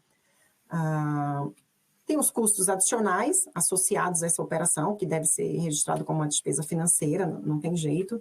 E a própria norma contábil, ela requer também divulgações apropriadas em nota explicativa, né? Com bastante detalhe e clareza, né? É uma divulgação extensa sobre esse tipo de transação, né? Então, no final do dia, houve mudança recente nas normas contábeis, né? Para tornar muito mais transparente para os acionistas, credores, desse tipo de operação, tá? Então, tem uma divulgação relevante aí, e não apenas a geografia no balanço e no fluxo de caixa, de como tratar essas operações. Legal, Catarina. E finalmente, tem alguma dica que você teria para as empresas nesse momento de alta de juros? Eu diria o seguinte, acho que foi bastante colocado no Luciano durante a apresentação dele, né? Ele exemplificou diversas empresas aí que, de fato, não tiveram talvez uma estratégia tão resiliente, né? Não estavam preparadas para essas ameaças e não tiveram sucesso, mas também ele deu exemplo de outras que tiveram sucesso, né? Então, eu acho que talvez, reforçando um pouco da mensagem que ele passou, Kira, que eu gostei bastante, é adotar essa estratégia mais resiliente, né? Para enfrentar esses períodos. E, claro, isso pode ser feito com a ajuda de terceiros, né? Que está de fora olhando, né? E tem experiência e tem conhecimento de várias empresas que já passaram por isso, que se deram bem ou não, e eles estavam lá. Então, às vezes, você dentro da empresa, querendo resolver isso internamente, você não tem esse olhar de fora, né? E outras experiências para contribuir. Então, assim, se eu puder repetir o que ele falou aqui, né? Adotar uma estratégia mais resiliente, né? Para enfrentar esses períodos. E, claro, identificar as ameaças, né? Isso numa gestão de risco, você tem que identificar essas ameaças, né? Sempre que necessário for, e montar um plano de ação para se reinventar. Legal. Obrigada, Catarina. Vamos ver as perguntas. Pergunta aqui. Isso, agora, a não ser se Tatiana ou Luciano querem comentar sobre algumas perguntas que entraram especificamente, senão a gente vai escolhendo aqui. Kira, eu posso começar aqui com uma. Apenas com base no fluxo de caixa da empresa, é possível determinar que o parecer da auditoria deveria ter um parágrafo de going concern? Aqui é um conjunto de várias análises, tá? Então, a gente olha o fluxo de caixa histórico e o fluxo de caixa projetado para os próximos 12 meses. A gente olha as premissas operacionais, compara com premissas operacionais de mercado. Olha para o serviço da dívida, se o serviço da dívida está de acordo com os contratos que já estão firmados, se eu tenho principal e juros lá calculados corretamente. E se esse fluxo de caixa, ele pede novas captações, ele revolve neste período de 12 meses que a gente está avaliando. Então, essa é uma primeira análise. Agora, eu tenho diversas outras análises também que são importantes. Eu posso ter empresas que elas fizeram diversos investimentos no período histórico e que elas vão começar a receber, a rampar a operação no período futuro, né? Então, eu tenho contratos, por exemplo, de take or pay, e eu vou começar com esses contratos de take or pay no segundo trimestre de 25. A minha receita vai aumentar e eu já tenho os meus custos, né, já equilibrados a nível de cruzeiro, começa a gerar mais margem. Então, a gente avalia também essas premissas operacionais de acordo com o fluxo de caixa, avaliando qual é o business plan para a empresa. A gente avalia fornecedores vencidos, a gente avalia fornecedores de CAPEX, a gente avalia protestos, né, que também estão muito relacionados às cláusulas de liquidação antecipada. A gente avalia também as provisões para contingências, né, tributárias e trabalhistas, qual é a probabilidade de saída, né, de algumas dessas provisões, de acordo com a opinião dos auditores, e se elas estão consideradas dentro do fluxo de caixa, né? Todos esses temas de risco sacado e FDIC, a gente avalia onde que os juros estão contabilizados e se de fato ele quebra algum covenant, né? Quando eu considero esses juros ou dentro ou fora, dependendo da característica aí do produto.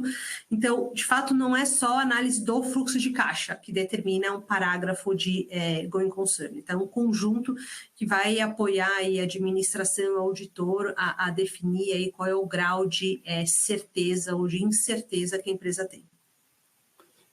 Legal. E eu estava até pensando aqui, muitas vezes, na hora que se discutir essas coisas, às vezes tem garantias de outras empresas do grupo. Então, muitas vezes tem uma operação aqui no Brasil, tem uma matriz exterior, e na hora que começa a apertar nas operações do Brasil, aí uma matriz dá uma garantia para assegurar as operações. Então, tem essa aqui com, muitas vezes, uma solução utilizada.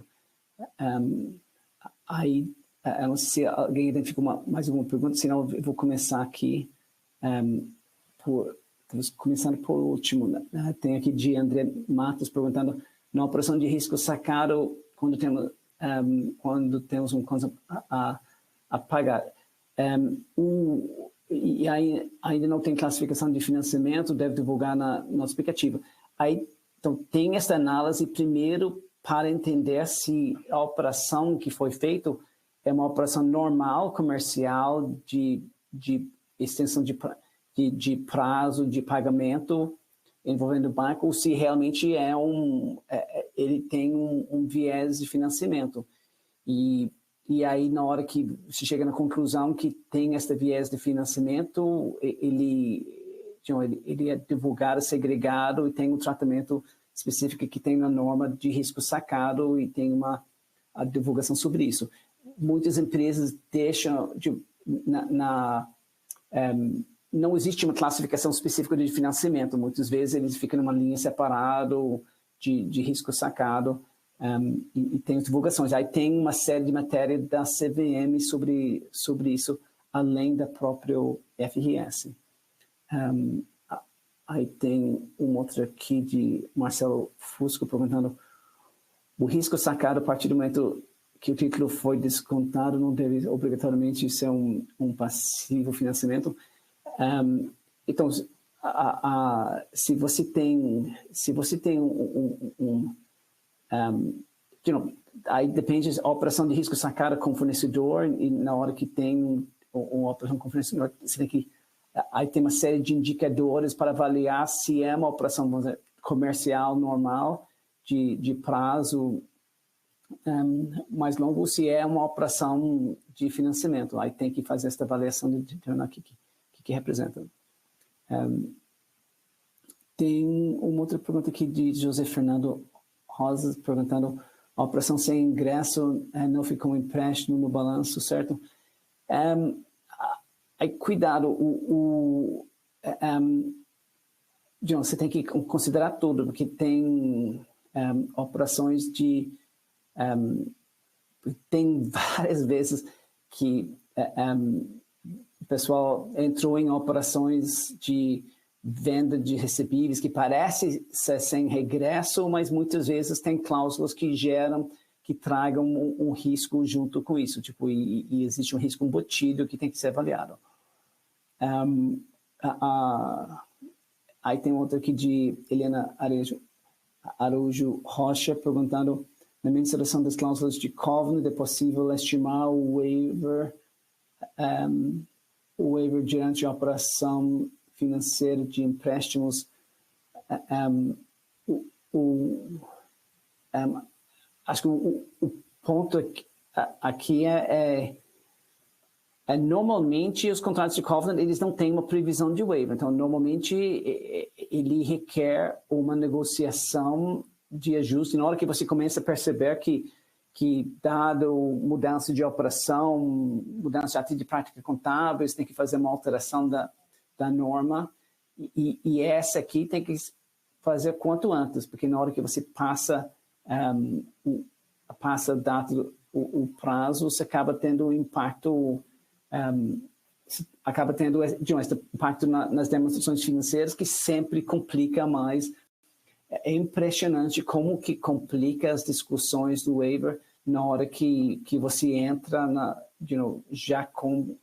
já depois da data de mensuração, porque aí ele já automaticamente impacta a classificação do balanço. Tem um aqui de Jeffrey Ruiz perguntando: muitos contratos de covenants possuem previsões de considerar avais e fianças como dívidas para cálculo de dívida líquida. Então, como os auditores garantem que tudo que está sendo assinado pela administração de fato consta no cálculo de covenant, compreendo que essas quantidades de administração existe controle, mas com garantia que 100% seja considerado.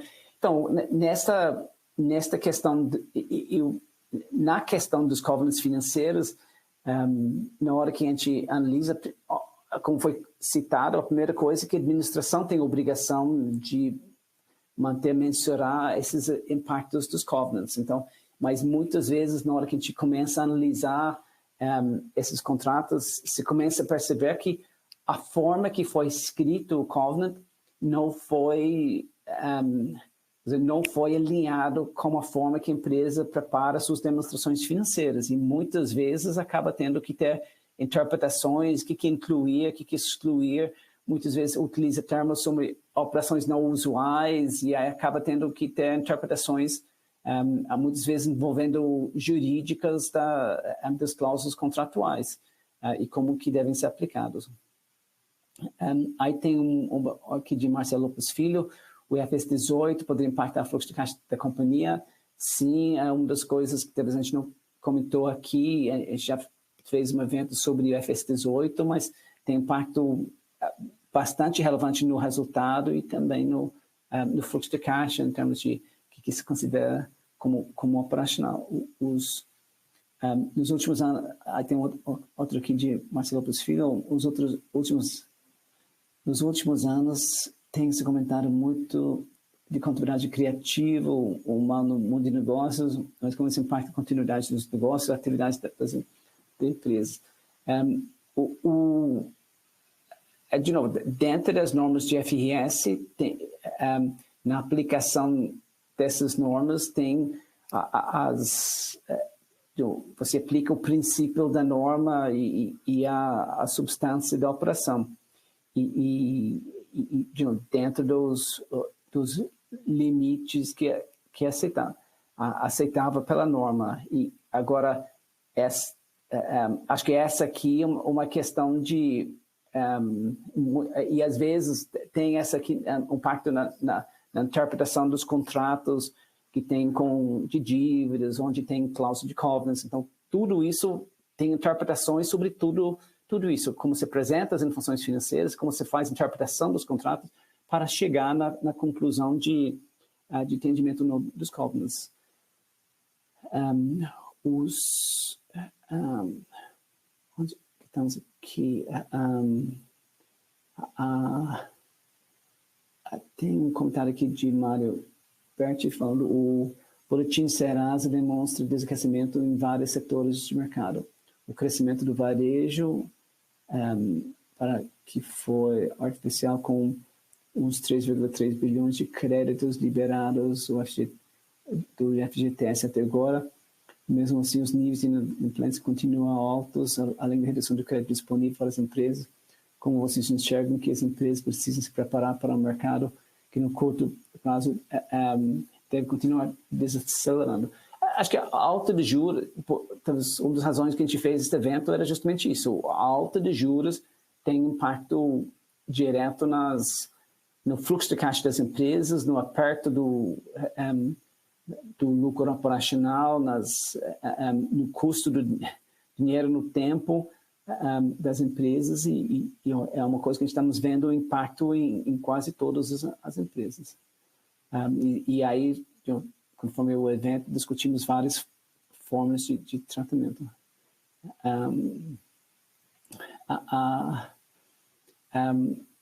Aí tem outro aqui de Marcelo Lopes Filho, impactos de sustentabilidade ambiental, como demonstrar isso no fluxo de caixa financeira, continuidade do negócio. Na realidade, os impactos dos gastos e investimentos, retornos de sustentabilidade ambiental já estão lá. Tipo, talvez conforme a nova norma que está para sair, acho que ele vai ter um destaque muito maior no novo relatório do CBP, do Comitê Brasileiro de Financiamentos de Sustentabilidade, o ESSB. Aí vai ter que destacar e esses efeitos vão ficar bem mais transparentes. Aí tem outra pergunta aqui de Marcelo, perguntando sobre o impacto do impairment no fluxo de caixa e continuidade do negócio. O impairment em si, ele faz uma redução do valor do ativo, uma provisão, normalmente contra um ativo a longo prazo, com ágio mobilizado, dada a incapacidade da empresa de recuperar aquele investimento.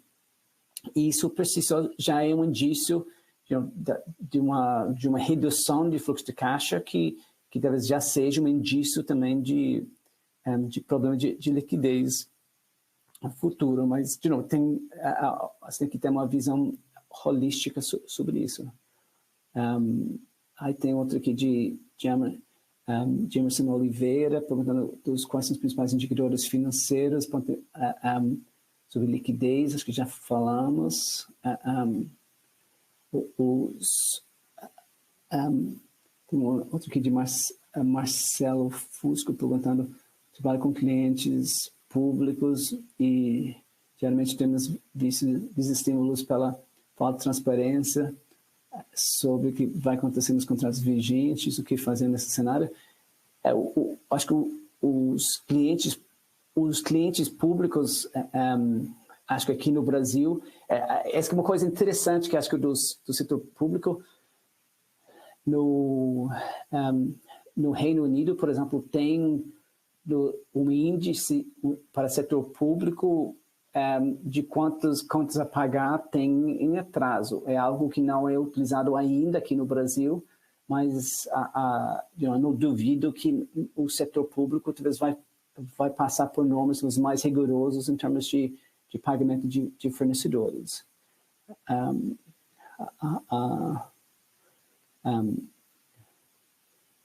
Acho que já chegamos no final aqui, já estamos chegando no final de nosso tempo, e aí talvez eu vou pedir para comentários finais. Talvez, Tatiana, começando por você, algum comentário final?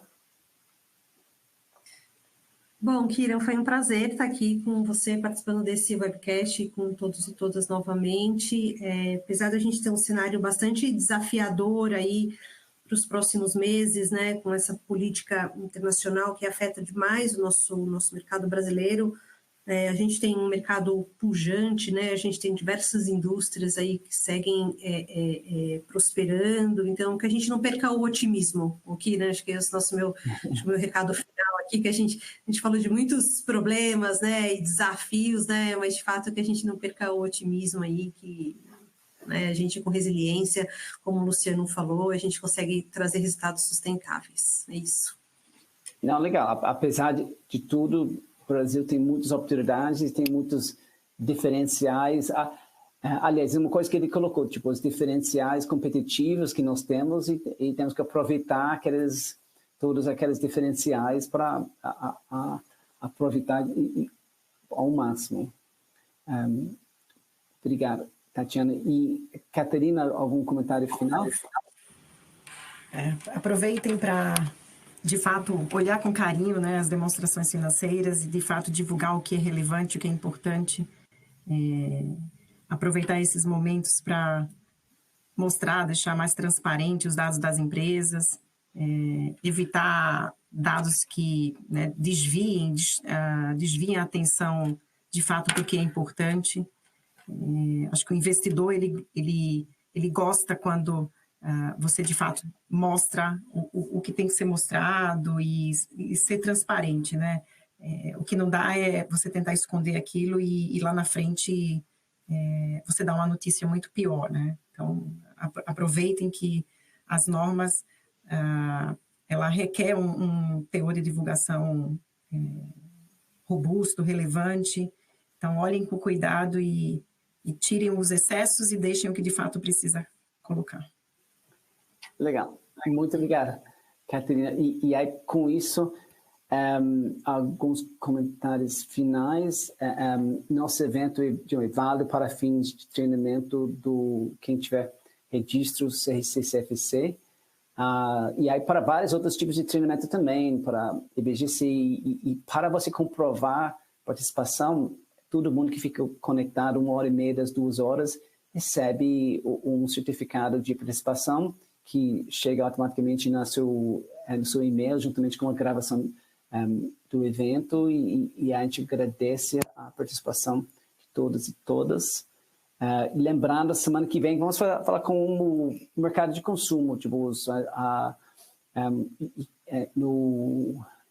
nas operações de consumo, quais são as oportunidades que existem, quais são os cuidados que tem que ter nesse mercado, os impactos que está tendo para fins contábeis e fiscais. Então, vamos falar sobre toda a cadeia da indústria de consumo na semana que vem. E aí estamos chegando aqui na parte mais importante do nosso evento, onde a Raia vai anunciar a premiação para participante com maior interação durante o evento.